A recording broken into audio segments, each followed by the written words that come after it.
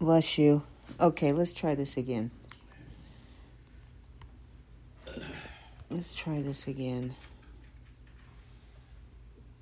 All right, can you hear me? It looks like the sound is coming through.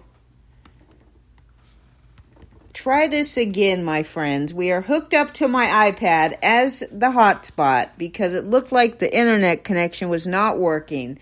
It was really horrible trying to get this thing going this morning. And King Hap, thank you very much. Good to see you. All right, do you hear the sound? God bless me. I need it right now. All right. I need it. So I think the sound is good. And I think we're ready to get this thing on the road. 10 minutes late. It's okay. We'll figure it out. You just keep trying till you figure out the solution to the problem. Okay. Sounds good. Scott Boras wants a World Series moved to a neutral site. And if you get a chance or if you're hooked up with X, used to be Twitter, go check out Scott Boras' interview. It was pretty entertaining, I have to say. He did say, among other things, that he wants a World Series moved to a neutral site and the amateur draft moved away from the All-Star Weekend. What does the chat room think of this? Sound is good. Thank you so much, Laura. You guys are all such saints in the chat room. We really appreciate your loyalty. We can't thank you enough for coming and joining us every morning to talk baseball. It's just a wonderful pleasure to have you all in our lives, and we appreciate every minute. So thank you very much. And King Hap did hear Lenny sneeze. So that's, you know what? Normally I would say that was just annoying. But today I'll say we appreciate the fact that we could hear his sneezes, okay?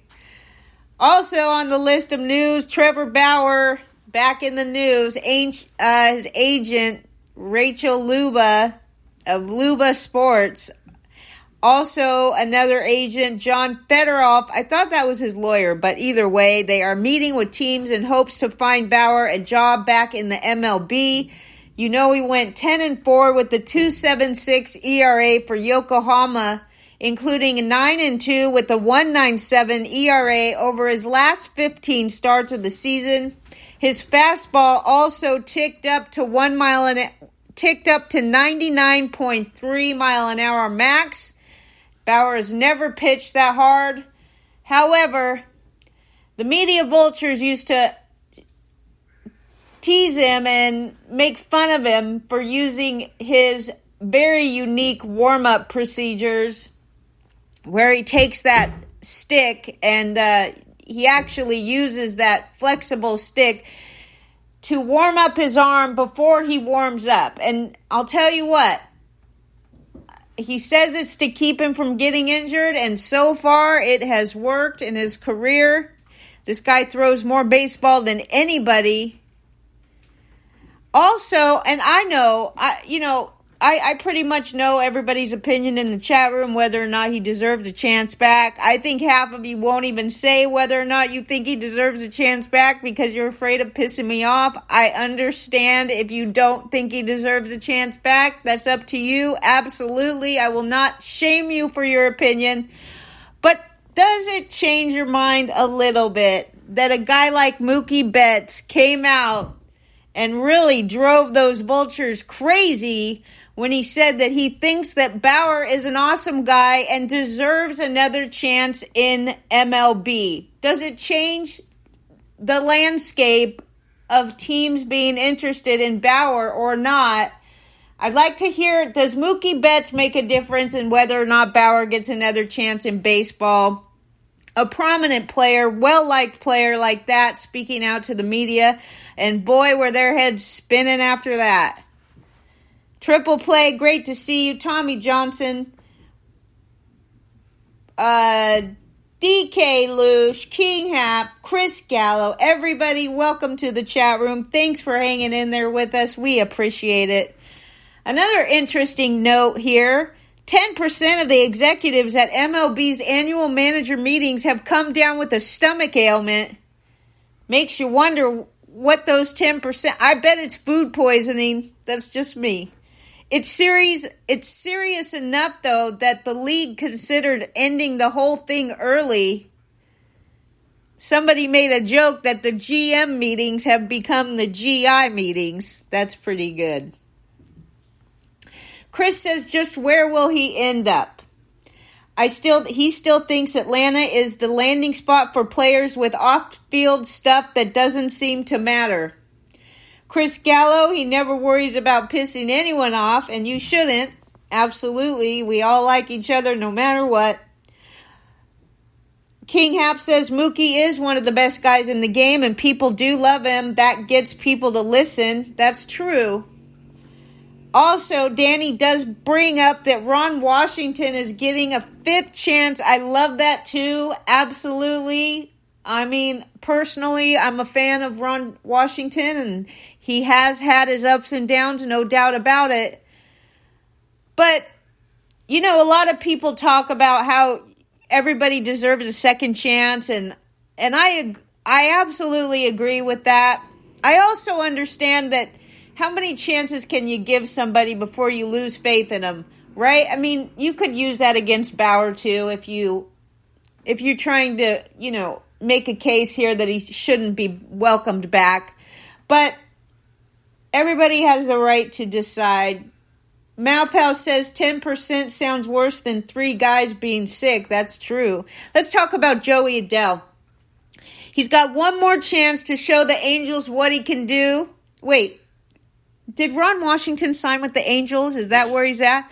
So Joe Adele has one chance to show Ron Washington and the Angels what he can do. He's not lived up to the expectations that once had him considered a top prospect, and he will be out of options next season. That's important because if the Angels don't have a spot for him in the majors, he's likely to go to some other team.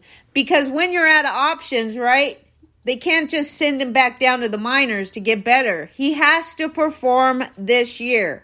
Here's the good thing. Now, Adele, who is he's a client of Scott Boras, and also, I'm not sure if anybody knew this, but Matt Holliday, the 6-time All-Star outfielder, he works for Scott Boras.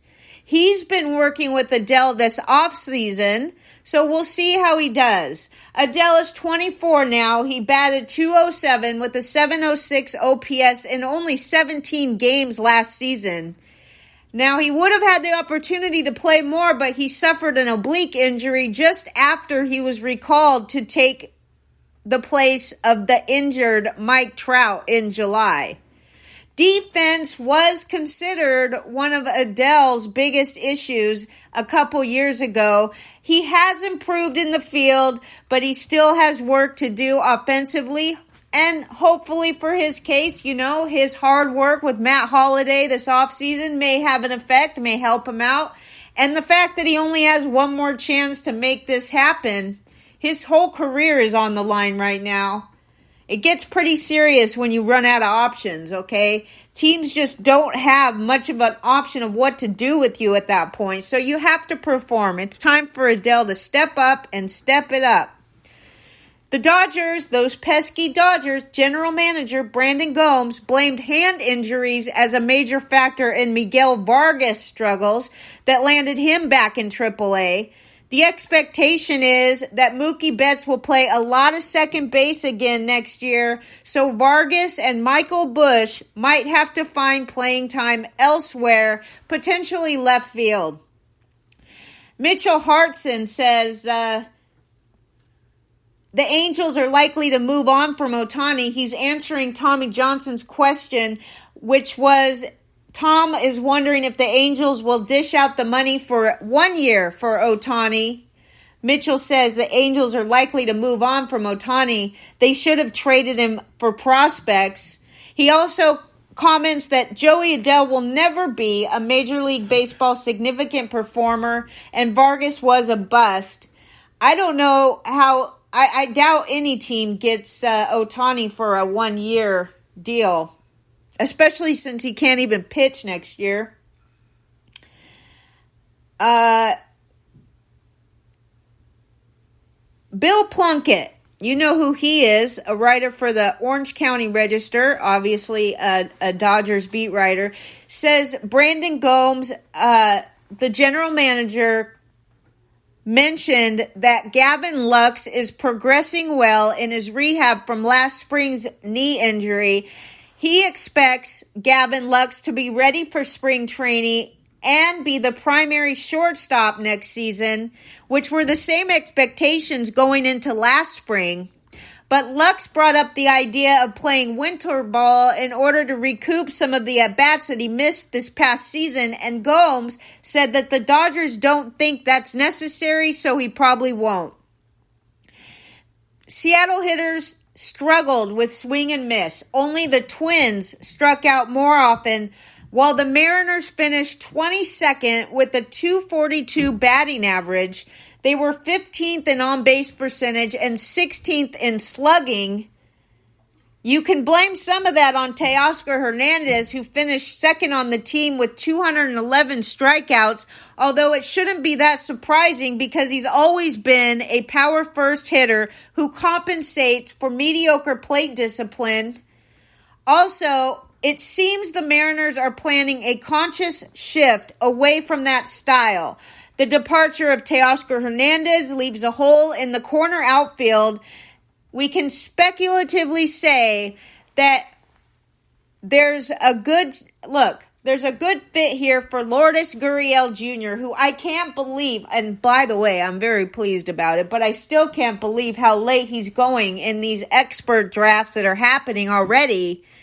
I just think it's a payday. It's pay dirt if you hit him. Lourdes Gurriel being drafted like hella late. Also, he's being drafted right around Hunter Renfroe, which is also being drafted extremely late. Now, I know Hunter Renfroe is, and both of these guys are free agents, but honestly, do you think they're not going to get a job? Why are they being ignored simply because they're both free agents right now? That's crazy. You got to use some deduction, all right? Anyway, Lourdes Gurriel used to be teammates with Teoscar Hernandez, but Lourdes could fit the mold that Seattle is targeting. Gurriel also has an aggressive offensive approach, but he's a right-handed bat, and he does have strong, pure contact skills and 20-plus homer pop. Here's the thing about Gurriel. He's a left fielder only. So if they did decide to sign Gurriel in Seattle, it would push Jarrett Kelenic to right field. No problem there.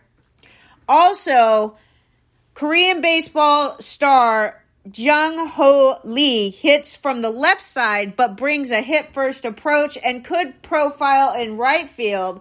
Also, Alex Verdugo and Max Kepler are among outfielders who may be available in trade. Second base stands out as another area for the Mariners to try to upgrade.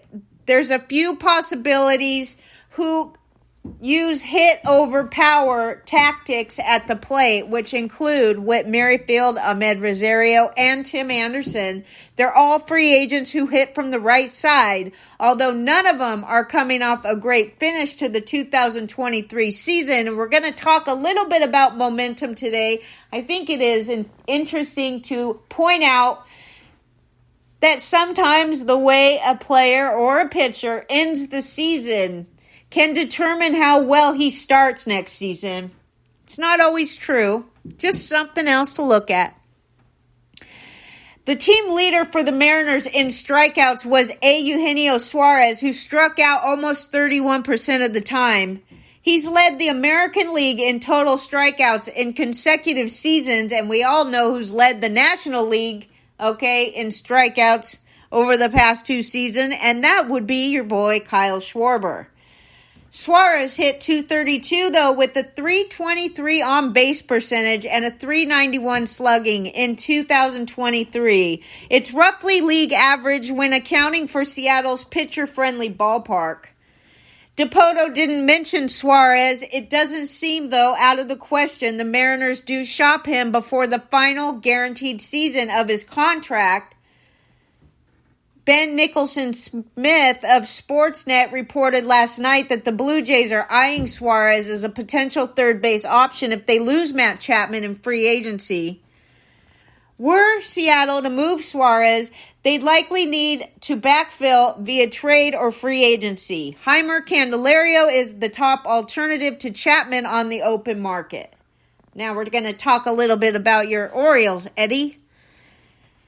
The Orioles' Mike Elias told Mark Feinsand at the meetings that Orioles' primary offseason focus is adding to the pitching staff.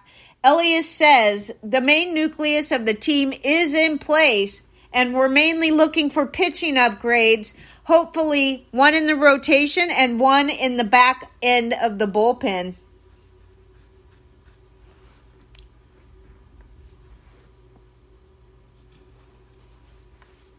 Scott Boras believes that the pitch clock, listen to this, and I want your feedback in the chat room on what Scott Boras has to say. Again, if you have Twitter, if you have X, go take a listen to Scott Boras' interview yesterday. He was pretty entertaining, I must say. But here's a tidbit for you to comment on in the chat room. Please give your input. Scott Boras believes that the pitch clock has led to the rash of injuries among starting pitchers, and he proposes that MLB add time to the pitch clock for starting pitchers when they go beyond 3 innings and 6 innings. This will help protect from injury and promote game's best starters going deeper into games. Fine that you love the pitch clock, Danny. Do you think that they should add a little time to the pitch clock for those pitchers who have gone more than 3 innings and then a little more time when they hit 6 innings?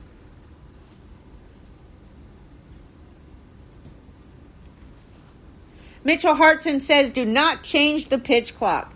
Chris Gallo agrees, the pitch clock is good. Boston Paul says, we do not need a neutral site for the All-Star game a neutral site for the World Series. Okay, how's the sound going? Third time's a charm or what?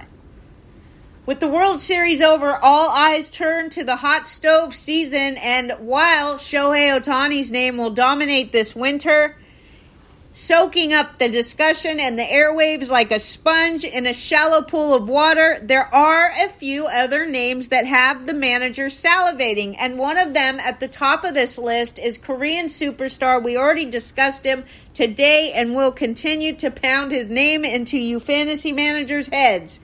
Young-Hoo Lee is expected to be posted soon, but what do we know about this guy? Let's break it down once again. He's entering his age 25 season next year. He has displayed skill on all sides of the ball in Korea. Which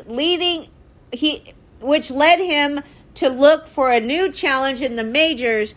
Since making his debut as an 18-year-old back in 2017, he has a career batting line of .340 average, .407 on-base percentage, and has never hit below .318 in a season.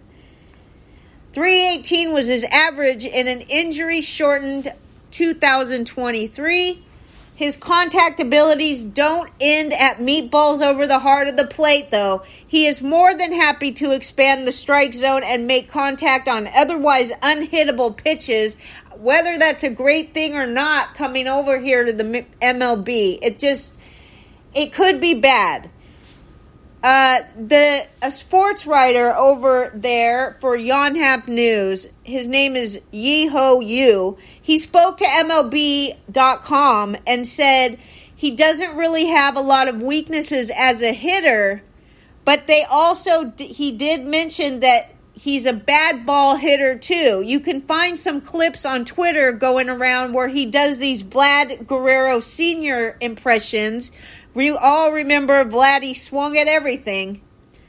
The ball could bounce in front of the plate and he somehow makes contact and hits a double. That's according to the sports writer over there. His best season came in 2022 when he hit a career-high 23 home runs to go with 10 triples for a .996 OPS. And power was the one thing missing he's 6 feet tall, okay, from his toolkit. Power was the one thing missing from his toolkit. And while his production dropped this summer, he has at least shown scouts the ability to muscle the ball out of the ballpark.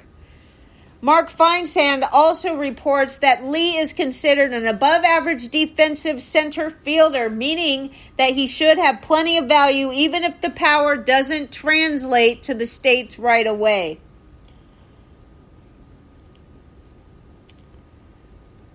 Chris Gallo, I can think the whole chat room is agreeing with your comment that pitchers are babied too much.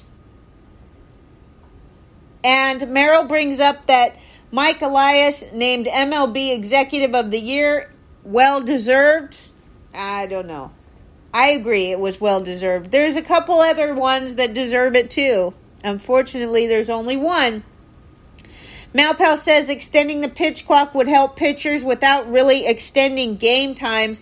Yeah, I agree, especially if you're only extending the pitch clock a little bit for those pitchers who have gone more than 3 innings and then a little bit more once they hit 6 innings. It does give these pitchers incentive to stay in the game, and I do think it might. I think the idea is well worth thinking about for sure. While some thought Lee might opt to play another year in Korea after seeing his season end in July with a fractured ankle, the reports are that's not the case.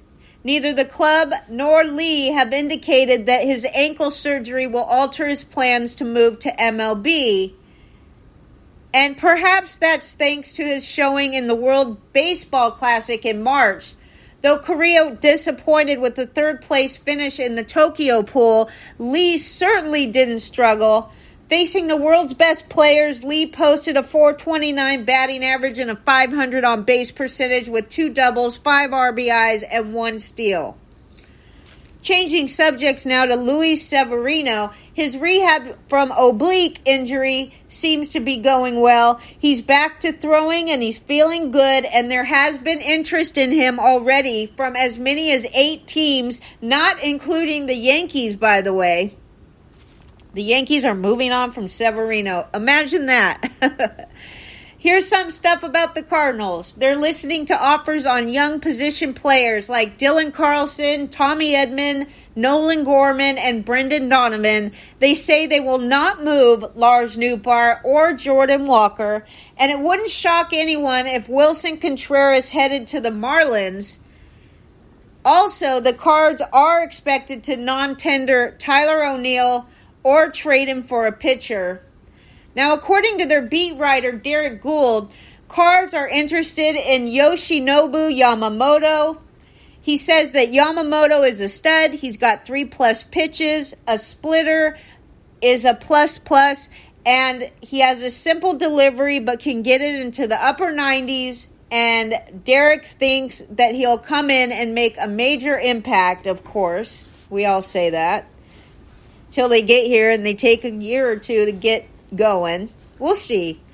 But Yoshinobu Yamamoto's posting window will open soon, likely within the next week, once the Oryx Buffaloes formally post him for MLB clubs. The teams will have a 45-day window to negotiate with his representative and agree on a contract. They have 45 days, but there's no mandate that he has to wait the full 45 days before reaching an agreement. In fact, last offseason, Masataka Yoshida signed with Boston very soon after his window opened. Yamamoto has pitched 558 innings over the last 3 seasons in Japan and put up a 1.42 ERA doing it. The Cardinals have to get their finances right, all right? But they do have plenty of finances, okay? They have enough money to get whoever they want. They're looking to add 2 starting pitchers, and they could sign 1 top free agent starting pitcher and then trade from their position depth to fill the other vacancies. The Pirates are hopeful Andrew McCutchen will re-sign with the team for the 2024. That's according to Ben Sherrington yesterday.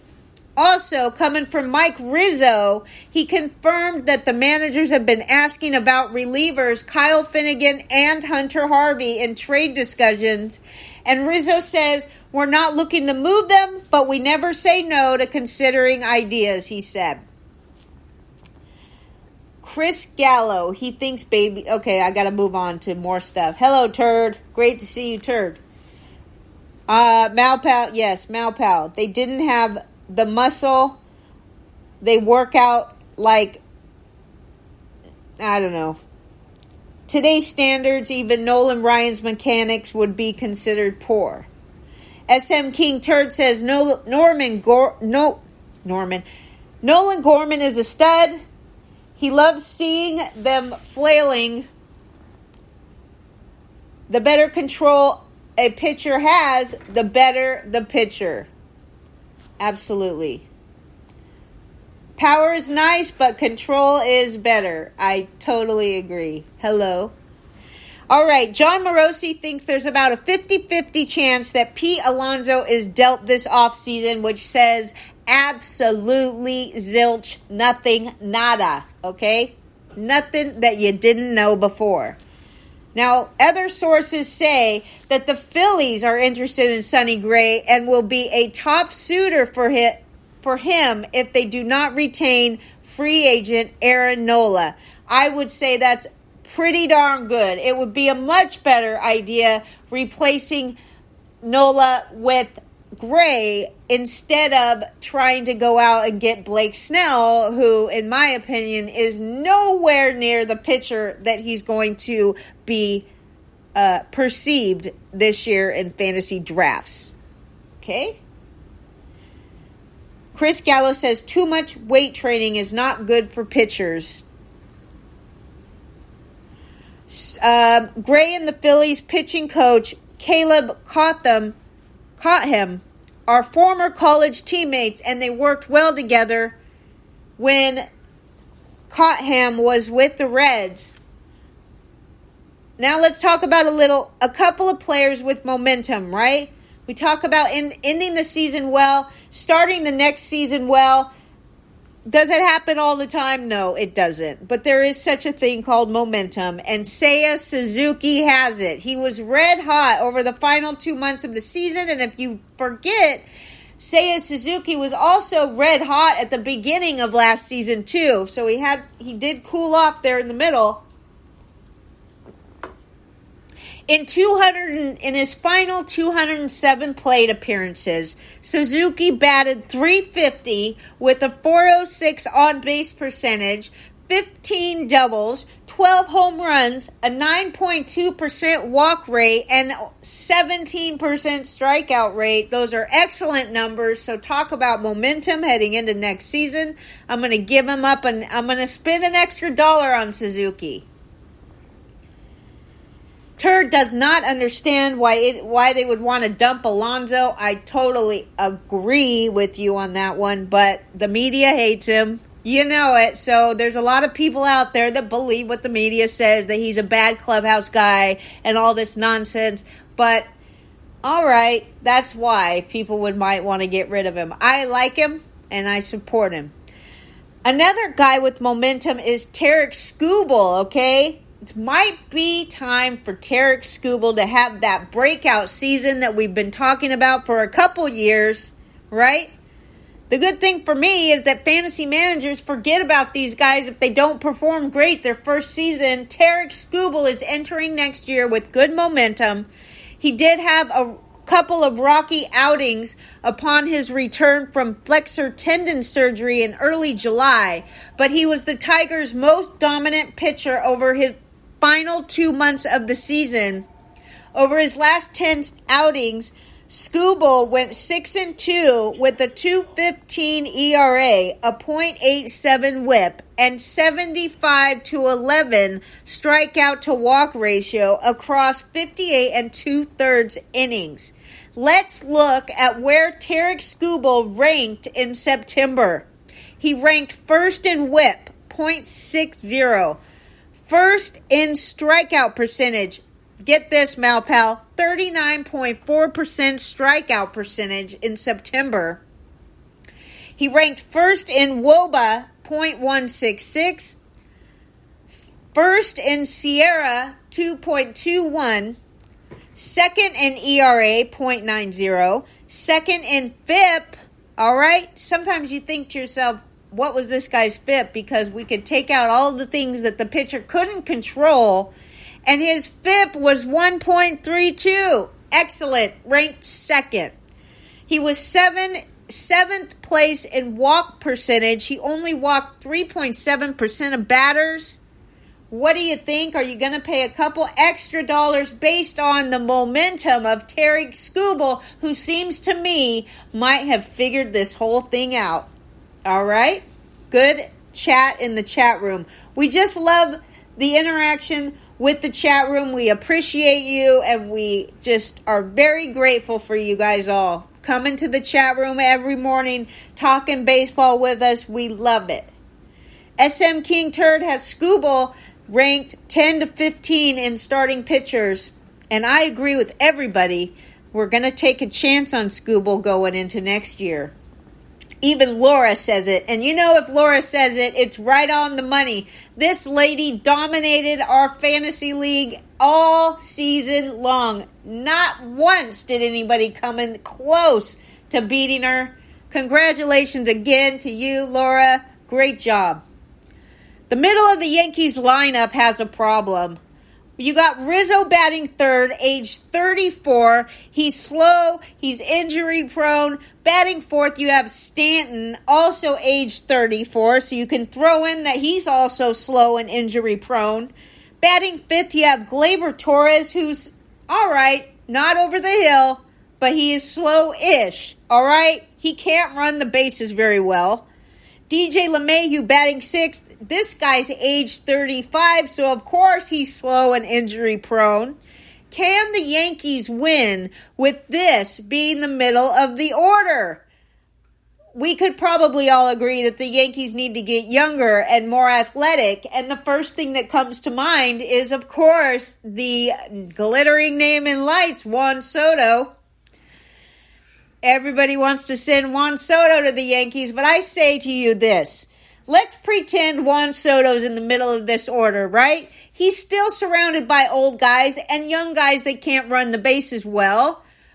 Not only that, but you take a look at their starting rotation. The Yankees have a whole lot of work to do, and you know, these younger Steinbrenners are not willing to fork out the money that their papa did to make serious change. I think the Mets have a better chance of getting Soto than the Yankees. But the Mets also have just some rubbish over there after they traded away all their pitching, okay, at the deadline. The Blue Jays have met with Heimer Candelario's representatives at the meetings. Heimer Candelario, switch hitting third baseman, coming off an .807 OPS and a career-high 22 home runs last year. We're talking free agent now. So there's rumors with the Blue Jays meeting the reps of Heimer. And also, I think we talked about the Seattle Mariners could be a good fit for this guy. Soto in Yankee Stadium would be swell. That came from our boy Turd. For me, it's fun just saying Turd. I don't know why, but it is. All right. According to John Morosi, left-handed pitcher Eduardo Rodriguez. Danny, I'd like your input on this one. You remember at the trade deadline, Eduardo Rodriguez refused to go to the Dodgers, even though at that point they probably were one of the favorites to compete, at least make it to the World Series. But he said, no thanks, I'll stay with Detroit, even though we can't win because my family loves it here. He exercised his no-trade clause. He has informed teams that he has no geographic restrictions in free agency. So is that encouraging for the Dodgers and the Giants who already are active in trying to get starting pitchers? What do you think, Danny? Are the Dodgers still interested in Rodriguez to come and pitch for the Dodgers? Goodness knows they need some pitching, right? Well, I'm not going to say they lack in quantity, but they lack in experience. I'll put it that way. So, yes, I agree. The Mets dumping those players, those pitchers, that Max Scherzer, Verlander, and getting rid of those contracts, it was masterful, okay?